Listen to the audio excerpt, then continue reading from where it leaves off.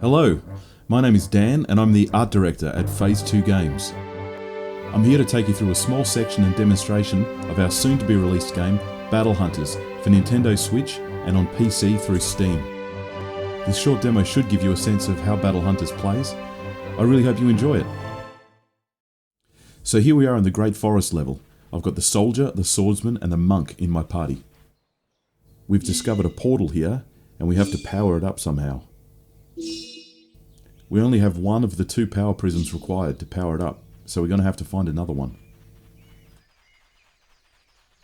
There's a big cave off to the side of this clearing that we haven't explored yet. Let's head inside and see what we can find.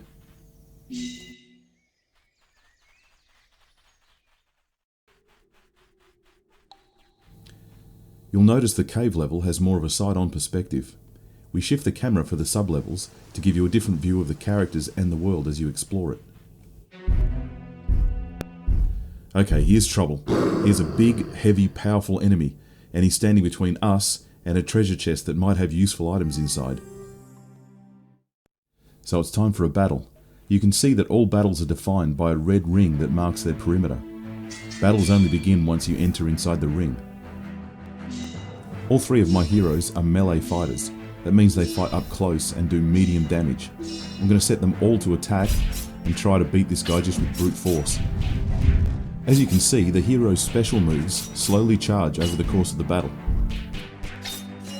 The monk's raging uppercut move is ready. Let's use it.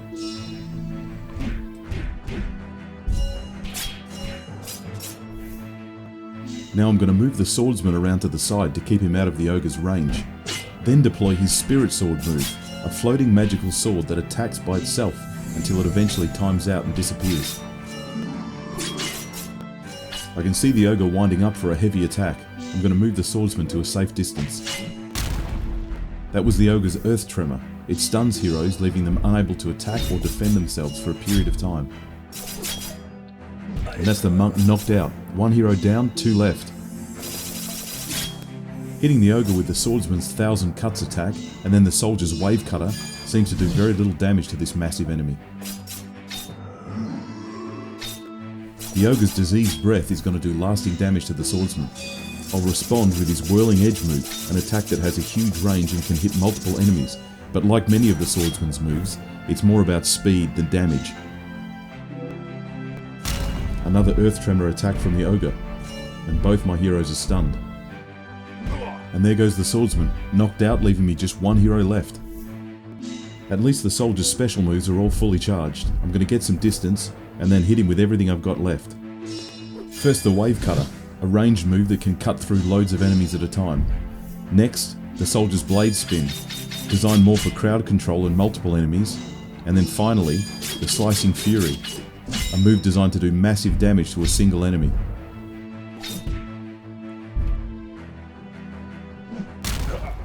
Unfortunately though, it's just not enough, and with a final earth tremor attack, the battle's over and my party's been defeated.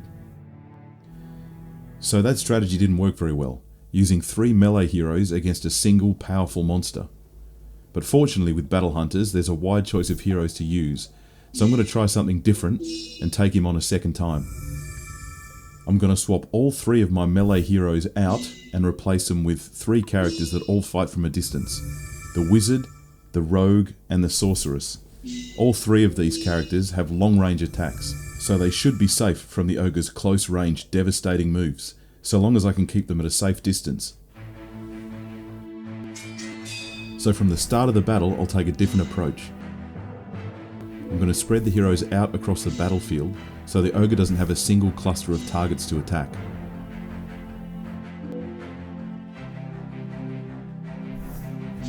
Once they're all in place, I'm going to set them to attack while their special moves charge up. I'm going to have to keep an eye on which one the ogre closes in on and make sure they keep moving so he doesn't do too much damage. Magic characters like the wizard and the sorceress tend to be slow on their feet, so a disadvantage for them is that they can't move quickly, and they're also vulnerable to damage due to their low health. The rogue on the other hand, being a ranged character, is very quick on her feet and she can move across the battlefield rapidly. And speaking of the rogue, her rapid fire attack is charged up and ready to go.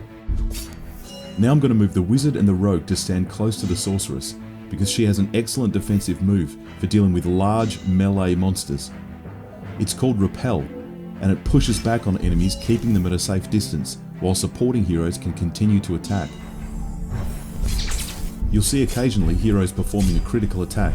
This is an infrequent but highly damaging version of their regular attack.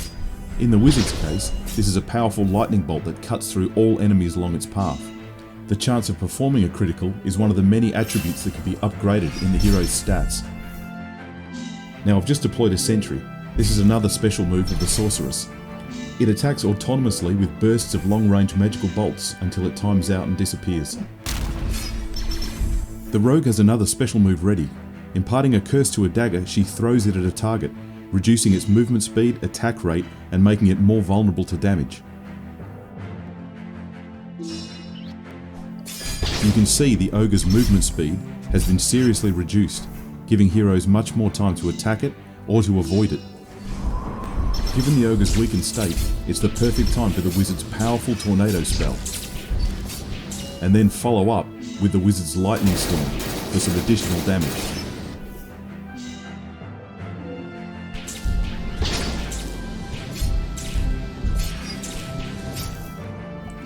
Keeping the heroes constantly at a safe distance, it's time for the wizard's Shocking Orb.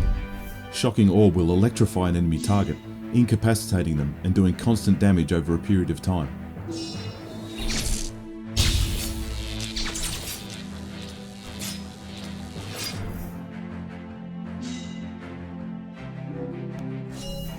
Grouping the heroes around the sorceress, it's time for another use of her Repel move. The ogre is looking pretty low on health, so while we've got this opportunity and he's held at a safe distance, it's a good time to do as much damage as we can and try and finish him off. So let's use every special move we've got left and see if we can't put an end to this brute.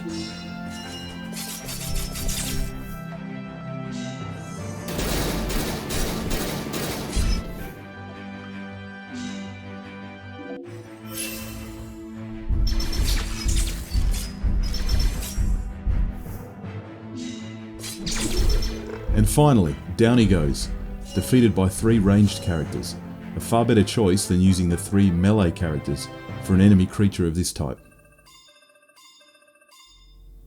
Now that the ogre's been defeated, the way is clear to go and investigate that chest and see what items we can find.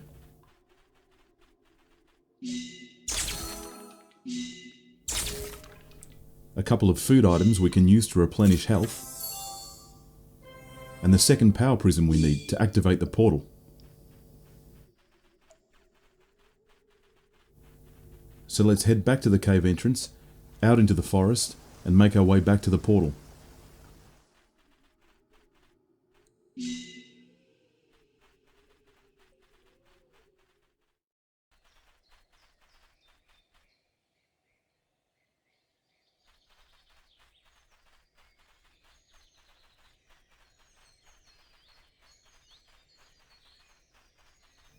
So here we are, back at the portal, but now we have 2 power prisms. We should have no trouble powering it up and then activating it. Once activated, we can enter the portal and move on to the next part of the game.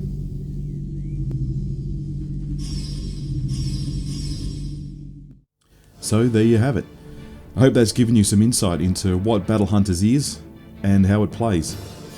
The full game is a roughly 15-hour adventure crammed full of heroes to find, lands to explore and monsters to battle. Releasing in October 2020 on Nintendo Switch and Steam for PC. Search for Battle Hunters on Steam or visit us at phase2games.com.